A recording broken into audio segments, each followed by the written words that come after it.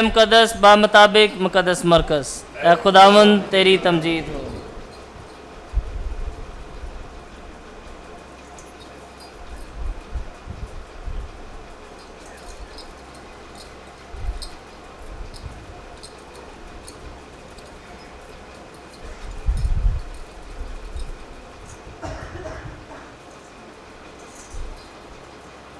उसका 14वां बाब उसकी 12वीं आयत से। उस वक्त ईद फ़तीर के पहले दिन जब फसा ज़िबा किया जाता था, यीशु के शागिर्दों ने उससे कहा, तू कहाँ चाहता है कि हम जाकर तेरे फसा खाने की तैयारी करें? बस उसने अपने शागिर्दों में से 2 को भेजा और उनसे कहा, शहर में जाओ और एक शख्स को पानी का घड़ा उठाए हुए तुम मिलोगे, उसके पीछे पीछे जाओ और जहाँ वो दाखिल हो उस घर के मालिक से कहना, उस्ताद कहता है कि मेरे लिए वो नेमत खाना कहाँ है जहाँ मैं अपने शागिर्दों के साथ फसा खाऊं। वो एक बाला खाना आरास्ता और तैयार करदा तुम्हें दिखाएगा, वहीं हमारे लिए तैयारी करो। तब शागिर्द चले गए और शहर में आकर जैसा उसने उनसे कहा था वैसा ही पाया और फसा तैयार किया। और जब वो खाना खा रहे थे तो यीशु ने रोटी ली और बरकत देकर तोड़ी और उन्हें दी और कहा, लो ये मेरा बदन है। और प्याला लेकर शुक्र किया और उन्हें दिया और उन सब ने उसमें से पिया। और उसने उनसे कहा, ये नए अहद का मेरा वो खून है जो बथेरों के लिए बहाया जाता है। मैं तुमसे सच कहता हूँ कि मैं ताक के शीरे में से फिर कभी ना पीऊँगा उस दिन तक कि मैं इससे खुदा की बादशाही में नया ना पीऊँ। तब वो हम गाकर कोहे ज़ैतून को गए। अंजील मुकद्दस के वसीला से हम सब की खताएं माफ़ की जाएं। मसीह मेरे अजीज़ों, आलमगीर कलीसिया पाक यूखरिस्त की अहमियत, अफादियत, रूहानियत, अकीदत और इससे मोहब्बत को बढ़ाने के लिए हर रोज़ और ख़ास तौर पर आज के दिन ईद मनाती है। और ये हमारे ईमान की मिराज है, पाक यूखरिस्त। तो मसीह ईमान की मिराज पाक यूखरिस्त है, मसीहत की बुनियाद पाक यूखरिस्त है, मसीहत की जिंदगी पाक यूखरिस्त है और मसीहत की निजात पाक यूखरिस्त है, क्योंकि निजात दहिंदा पाक यूखरिस्त में है और पाक यूखरिस्त के जरिए से हम यीशु को हासिल करते हैं। और यीशु ने कहा, ये लो मेरा बदन, ये लो मेरा खून। तो इसलिए उसने ये साक्रामेंट मुकर्रर करके ये हुक्म सादर कर दिया तमाम मोमिनीन पर, तमाम ईमानदारों पर, तमाम बपतिस्मा याफ्ता पर कि मेरी यादगारी में ऐसा ही किया करो। तो पाक यूखरिस्त में मसीह खुदावन कुली तौर पर मौजूद है। तो पाक यूखरिस्त में हम 3 चीजों पर ज्यादा तवज्जो देते हैं। बहुत सारी हैं लेकिन ज्यादा कुर्बानी, यीशु की कुली मौजूदगी और तीसरा शराकत। तो ये बहुत जरूरी है। तो कुर्बानी जो है ये हमारी गरीबी और हलीमी और फरोतनी को जाहिर करता है। यीशु की कुली मौजूदगी पाकीज़गी को जाहिर करता है, चेस्टिटी को, पाक साफ हो जाती है। इसलिए यीशु ने पाक यूखरिस्त का साक्रामेंट मुकर्रर करने से पहले क्या किया था? पांव धोए थे, तो पाक किया था, धो दिया था। और तीसरी शराकत ताबेदारी को जाहिर करता है। तो ये राहिबाना जिंदगी में हम 3 बड़े अहद बांधते हैं खुदा के साथ, गरीबी का, पाकदामनी का और ताबेदारी का। और उसमें चौथा जुड़ जाता है जमाती, खानदानी या कम्युनिटी लाइफ।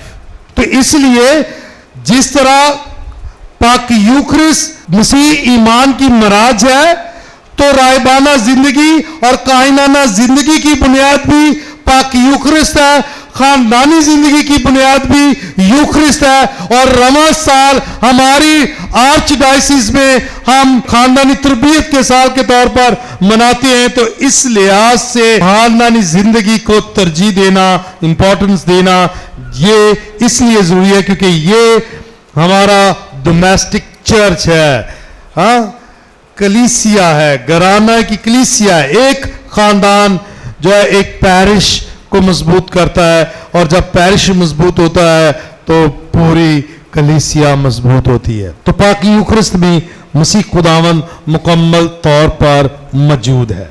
मेरा ईमान है, मैं इस पर ईमान रखता हूं, और जब जब भी पाक मास में मैं ईमान के साथ शामिल हुआ, जब भी मैंने गुजरानी है किसी भी इंटेंशन के लिए, किसी भी शख्स के लिए, मैंने ईमान के साथ गुजरानी है, और खुदा ने उन्हें शिफा दी है और उन्हें बरकत दी है। तो इससे मौजज़ात होते हैं, बरकत मिलती है, यस्सु मिलता है। तो जहां यस्सु है वहां पकीजगी है, वहां नेकोकारी है, ब्रादराना उल्फत है, कबूलियत है, एहसास है। और पाक खानदान आला नमूना है क्योंकि उसमें यस्सु मौजूद था। और जब कलीसिया पाक यूखरिस्त में शामिल होती है तो एक खानदान की सूरत में डाल जाते हैं, तो यस्सु वहां मौजूद होता है। तो जब कलीसिया यूखरिस्त को हासिल करती है तो यस्सु को हासिल करती है, और जिसमें यस्सु है, जो यस्सु में है, वो हमेशा की जिंदगी रखता है। और इसलिए यस्सु ने कहा यूहन्ना के मुताबिक अंजील उसके 6 बाब की 57 आयत में उसने कहा कि जो मेरा गोश्त खाता और मेरा खून पीता है वो मुझ में और मैं उसमें कायम रहता हूं। और फिर 54 आयत में कहा कि जो मेरा गोश्त खाता और मेरा खून पीता है वो हमेशा की जिंदगी रखता है। तो हमेशा की जिंदगी यस्सु है, पाक यूखरिस्त भी। इसलिए हम बड़ी शादमानी, बड़ी अकीदत और ईमान के साथ पाक यूखरिस्त को मनाते हैं। तो ये बहुत जरूरी है खानदानी जिंदगी के लिए। अगर खानदान पाक मास में शामिल होता है और मसीह खुदावन के बदन और खून को हासिल करता है, खुदा उन्हें बेशुमार बरकत और फजाइल से नवाजता है, अपना आप ही उन्हें सौंप देता है जब पाक शराकत हम लेते हैं। यहां तक तो इसकी रूहानियत की। अब जरा एक छोटी सी मिसाल के साथ आगे बढ़ते हैं। 2 दोस्त थे, बड़े अच्छे दोस्त। तो एक दोस्त का दिल जो है वो फेल हो जाता है, चंद दिन ही रहते हैं, और वो अपने दोस्त को कहता है कि यार मैं जीना चाहता, मैं तुझसे दूर नहीं होना चाहता, मैं तुझे छोड़ के नहीं जाना चाहता, मुझे बचा ले। तो दोस्त ने कहा नहीं, घबराओ नहीं, तुम जियोगे, तुम जियोगे। ऑपरेशन हुआ, दिल बदल दिया गया और वो लड़का जिंदा हुआ, जिंदगी मिली। आंखें खोली तो उसने सबसे पहले उस दोस्त का पूछा कि मेरा वो दोस्त कहाँ है, वो तो मेरे हर साथ मेरे साथ कहाँ है। वो नहीं आया। फिर उन्होंने उसको बताया कि उस दोस्त ने तुझसे इतना प्यार किया है, इतना प्यार किया है कि उसने अपना दिल ही तुझे दे दिया। वो दिल जो अभी तेरे सीने में धड़क रहा है, ये उस दोस्त का दिल है, उस दोस्त का दिल है। अच्छा लगा सुन के। इस मिसाल को भूलना नहीं है। तो यीशु ने हमें क्या कहा कि मैं तुम्हें दोस्त कहता हूं, और कोई भी इससे ज्यादा प्यार नहीं करता कि अपने दोस्त के लिए अपनी जान कुर्बान कर दे। यीशु के अल्फाज हैं, यीशु ने हमारे लिए अपनी जान कुर्बान की है, हमें दोस्त कहा है, इतना प्यार किया है यीशु ने। अब यीशु ने इतना प्यार किया है तो कैसे हम समझ सकते हैं जो मैंने मिसाल चंद लम्हे पहले आपको दी कि जब बयान किया गया। अब YouTube पे आप जाएं, आप वहां लिखें the miracles of the Holi Eucharist, आपको लाख तादाद मिल जाएंगे, लाख तादाद। साइंस और ईमान कभी एक पेज पे आ ही नहीं सकते। ईमान और कलाम आते नहीं, ईमान ने कलाम के मुताबिक और साइंसदान ने मुशाहदात के तजर्बात पर जो है बात करनी है। इसलिए साइंस जो है वो ईमान की तरफ नहीं आएगी। साइंटिफिकली वो सोचेंगे, रिसर्च करेंगे, जांच पड़ताल करेंगे और वो कहेंगे कि भाई ये ऐसे ही हुआ है, जैसे हम बाइबल में पढ़ते हैं, शायद वो ना माने। लेकिन वाहिद एक ऐसा साक्रामेंट है, वो है पाक यूक्रिस्ट, जहां साइंस भी मान गई है कि यूक्रिस्ट में यीशु मुकम्मल तौर पर मौजूद है। और इसकी गवाही यूट्यूब पर लातादाद साइंटिफिकल रिसर्च पेपर और वीडियोस मौजूद है जो इस बात को जाहिर करते हैं कि यीशु जो है मुकम्मल तौर पर पाक यूक्रिस्ट में शामिल है। वसूख के साथ कह रहा हूं, वसूख के साथ कह रहा हूं, आप देख सकते हो घर जाके। और ये जितने भी मुशाहदात हुए हैं, जितने भी मौजज़ात हुए हैं, उनके 4 नकात बड़े हैं।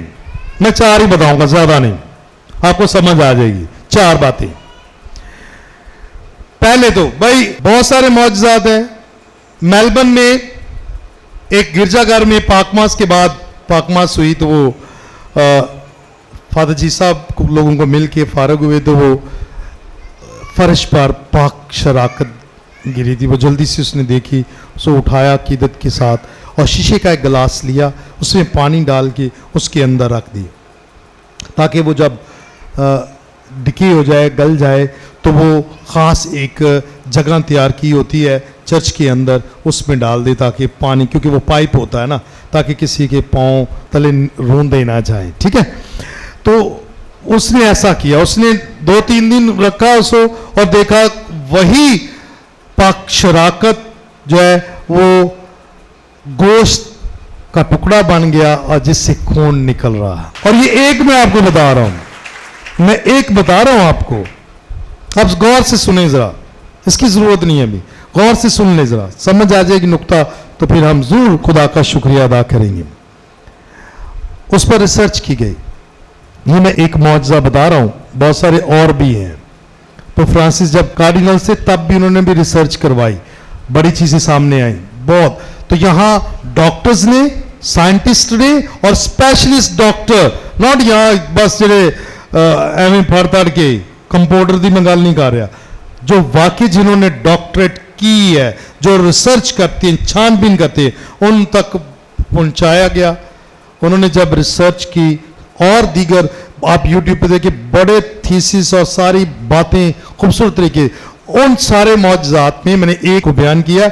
इसका मकसद, इसमें 4 नकात सामने आते हैं, 4 बातें जब वो रिसर्च करते हैं, जांच पड़ताल करते हैं कि ये गोश्त है और ये गोश्त किसका है, ये ब्लड किसका है, इसमें जिंदगी है कि नहीं है, वो सारी जांच पड़ताल करते हैं। तो उन्होंने 4 बातें सामने आई। पहला कि ये दिल का टुकड़ा है, ओके, दिल का टुकड़ा है, टिश्यू ऑफ हार्ट, दिल का टुकड़ा है, समझ आ गई। दूसरा, ये जिंदा दिल है, लिविंग हार्ट, दिल का टुकड़ा भी है लेकिन साथ जिंदा दिल का टुकड़ा है, मुर्दा दिल का नहीं, जिंदा दिल का टुकड़ा है। तीसरा, ये वो दिल है जो दुखी है, हार्ट ऑफ सफरिंग, दुखी दिल है। और चौथा, इसमें पता चलता है कि ये AB पॉजिटिव ब्लड ग्रुप है। क्या कहा? 4 बातें मैं दोबारा दोहराता हूं कि ये दिल का टुकड़ा है, ये जिंदा दिल है और ये धड़कने वाला दुखी दिल है, बेताब दिल जो है। और चौथा, कि सारे मौजज़ात की रिसर्च और सबको अगर आप जोड़ लेते हो तो पता चलता है कि ये इनका ब्लड ग्रुप जो है AB पॉजिटिव है, और ये AB पॉजिटिव ब्लड ग्रुप यीशु का है। और ये कहां से पता चला है? पाक शराकत से। किससे? पाक शराकत जो हम लेंगे, अभी हासिल करेंगे, पाक शराकत से ये। और ये रिसर्च पेपर और साइंटिफिकली प्रूव्ड है कि ये जिंदा दिल का टुकड़ा है, ये दुखी दिल का है, और ये टिश्यू है उसका, लिविंग हार्ट है, जिंदा दिल है।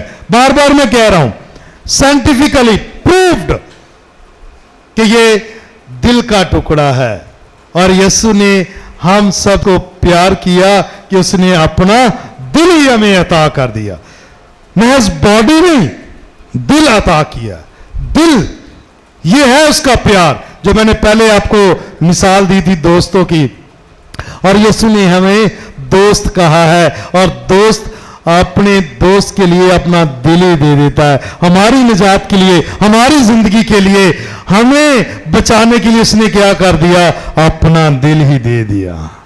और हम उसके दिल से शेर होते हैं, हम उसके दिल के खून से शेर होते हैं। और जब वो हासिल करते हैं तो हम जिंदगी रखते हैं। ये है दिल, दिल का पैगाम साफ, बड़े अच्छे तरीके से। तो बड़ी वजाहत के साथ ये सारी बातें आप देख सकते हैं। तो पाक यूखरिस्त में यीशु मौजूद है, और उसने अपनी गैर मशरूत मोहब्बत हमारे साथ बांट दी, अपना दिल देके, अपना वजूद देके, और अपना खून बहाकर। जो उसने मुकर्रर किया उसका नुक्ता अरूज पाक सलीब पर उसने दिखा दिया कि भाई ये देखो, जो ऐद मैंने तुम्हारे साथ बांधा उसका नुक्ता अरूज पाक सलीब है। और आज भी वो अपना दिल दे चुका है, जान कुर्बान कर चुका है, मौत पर फतह हासिल कर चुका है, सब कुछ वो हमें देकर, फिर भी उसका दिल दुखी क्यों है? भाई ये एक नुक्ता है ना, दिल का टुकड़ा है, जिंदा दिल है, और तीसरा मैंने क्या बताया था कि दुखी दिल है। क्यों दुख में? क्योंकि आज भी लोग पाक शराकत तो ले लेते हैं, लेकिन पूरी तैयारी के साथ नहीं। पाक शराकत तो ले लेते हैं, लेकिन रूहानी तौर पर तैयार नहीं होते।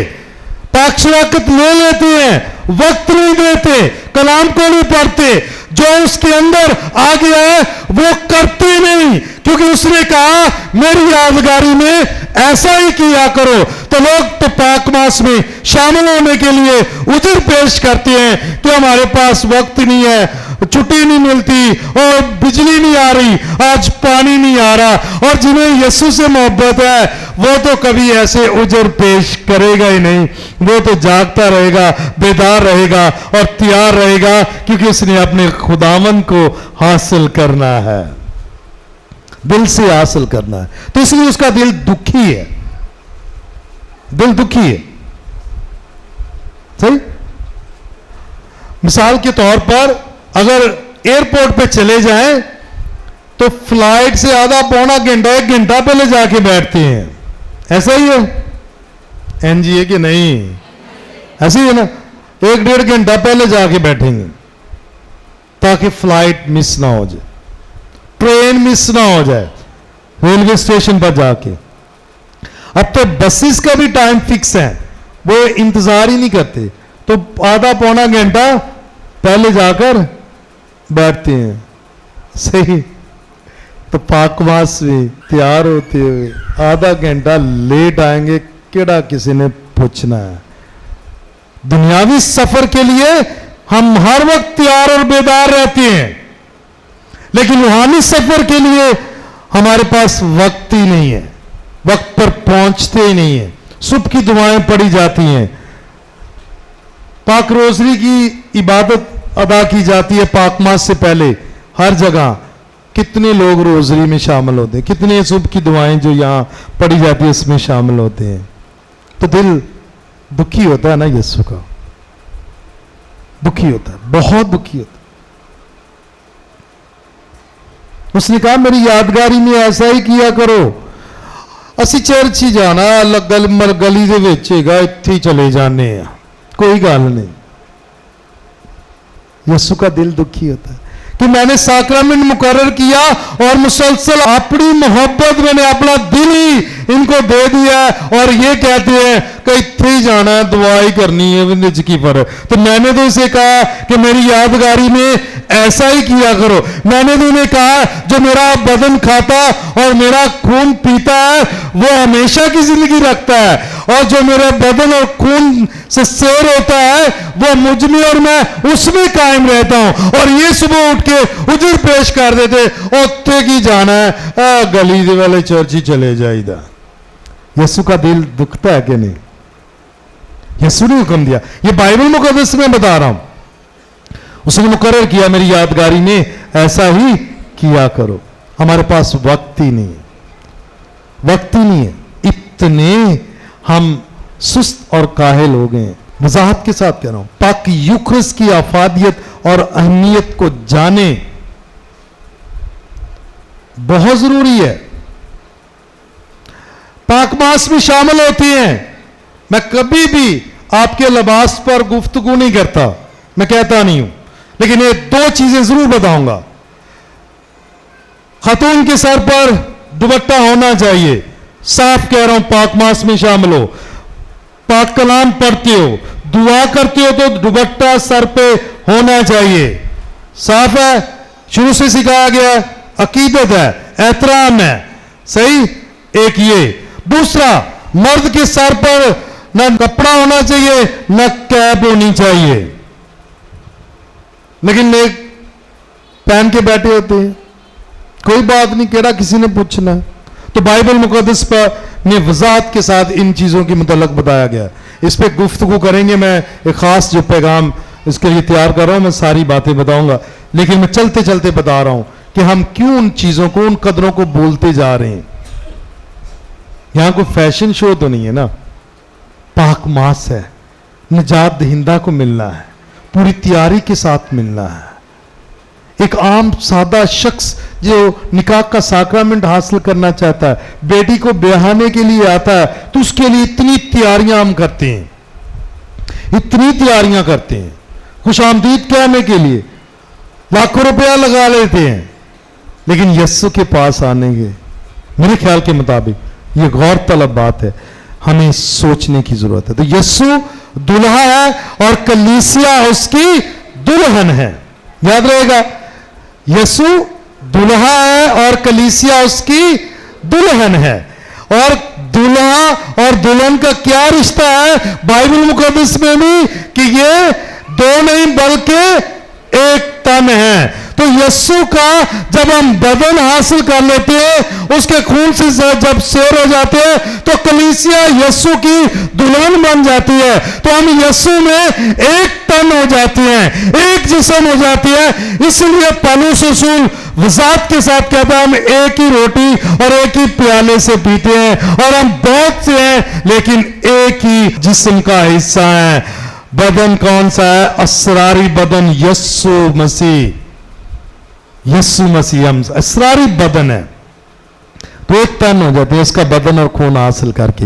हमारा ब्लड ग्रुप भी वही रूहानी तौर पर हो जाता है, ए बी पॉजिटिव। तो जब हमारा रूहानी ग्रुप ये बन गया ए बी पॉजिटिव, तो फिर एहसास भी सबका होना चाहिए, एहतराम भी सबका होना चाहिए, प्यार भी सबसे होना चाहिए। ये है तकाजा खानदानी जिंदगी में और कलीसिया में, एक दूसरे का एहसास, एक दूसरे से प्यार। और ये हुक्म जब तक नहीं मानेंगे, हम में ना एहसास आएगा, ना हमें कुर्बानी का जज्बा आएगा, ना हमें माफ करने की हिम्मत होगी, ना माफी मांगने की हिम्मत होगी, ना ताबेदारी होगी, ना वफादारी होगी, ना पाकीज़गी होगी, ना रास्तबाजी, ना नेकी, ना सलामती, कुछ भी नहीं होगा अगर हम यीशु की इस तालीम पर अमल नहीं करते, इस हुक्म पर अमल नहीं करते कि मेरी यादगारी में ऐसा ही किया करो। और इसकी यादगार जो है ये पाक यूखरिस्त है, और पाक यूखरिस्त में हम यीशु को हासिल करते हैं, और जो यीशु को हासिल करता है वो यीशु में कायम रहता है, और यीशु उसमें कायम रहता है, तो वो हमेशा की जिंदगी रखता है। इसलिए मसीह में मेरे अजीजों, जिस तरह खानदान में खास तौर पर मियां बीवी के रिश्ते में उन्हें कहा गया है कि अब से तुम दो नहीं बल्कि एक तन हो, बस जिसे खुदा ने जोड़ा है उसे इंसान जुदा ना करे। फिर बार बार ये हवाला भी दे देते हैं कि जरूर है कि शौहर अपने मां बाप को छोड़ेगा और अपनी बीवी से जुड़ा रहेगा। ये भी है ना पैगाम। चलो ये तो छोड़ो, इसको आप लिटरली ले लेते हैं। हालांकि खुदा ने तो ये भी हुक्म दिया अपने मां बाप की इज्जत करो, इस पर मैं बात नहीं करना चाहता, छोड़ना है कि नहीं छोड़ना। लेकिन सबसे बड़ी अफसोस की बात कि जिसके साथ बाइबल मुकद्दस पर हाथ रख के ऐद किया कि दुख और सुख में, बीमारी और तंदुरुस्ती में, बल्कि हर हालत में मैं तेरा वफादार रहूंगा, मैं तेरी वफादार रहूंगी, ये ऐद किए हैं। तो अब जिसे खुदा ने जोड़ा है और जिसे ये कहा गया है कि ये अब से दो नहीं बल्कि एक तन है, वो भी एक दूसरे को छोड़ते जा रहे हैं, रिश्ते टूटते जा रहे हैं, तलाक पता नहीं कहां से पैदा हो गई। मां बाप को तो छोड़ दो, अब तुम दोनों तो इकट्ठे रहो, तुम्हें तो खुदा ने जोड़ा है, तुम्हें तो खुदा ने जोड़ा है, तुम तो मजबूत रहो। और इसमें मजबूत रहने के लिए पाक युक्र से हमें ताकत मिलेगी, कुव्वत मिलेगी, यस्सु मिलेगा। तो जिस खानदान में, जिस रिश्ते में यस्सु दरमियानी है, यस्सु मौजूद है, वो ना रिश्ता कभी कमजोर होगा, ना वो खानदान कभी टूट फूट का शिकार होगा। आए यस्सु को अपनी जिंदगी में जगह दें और अपने खानदानों में भी जगह दें और पाक यूखरिस्त के साक्रामेंट को बाकायदगी के साथ हासिल करें और इस यूखरिस्ती मजाज को अपनाकर फरमाबरदारी के साथ, मोहब्बत के साथ, अकीदत के साथ यस्सु की पैरवी करें ताकि हम में हमेशा की जिंदगी हो। और हमेशा की जिंदगी रखने वाले जिंदा लोग हैं जो जिंदा खुदावंद पर ईमान रखते हैं। तो आए उसकी गैर मशरूत मोहब्बत जो उसने बदन और खून और सबसे बढ़कर दिल के टुकड़े को देकर हमें खरीदा है, सेंचा है, कबूल किया है, और आज वही कहता है कि मेरी यादगारी में ऐसा ही किया करो।